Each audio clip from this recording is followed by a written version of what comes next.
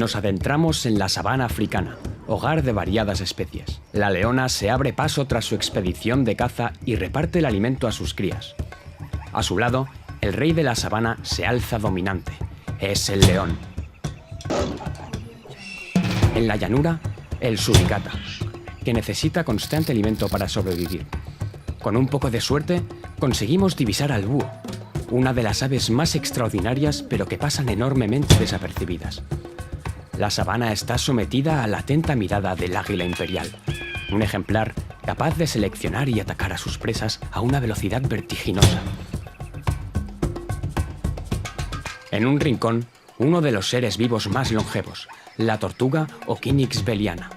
Reptiles adictos a la fruta y a los vegetales, pero sometidos al lento metabolismo de su cuerpo. Un excepcional lugar donde coexisten todo tipo de especies, mayores, medianos y pequeños. Esta fauna es mi familia, y lo que nos une, la comida.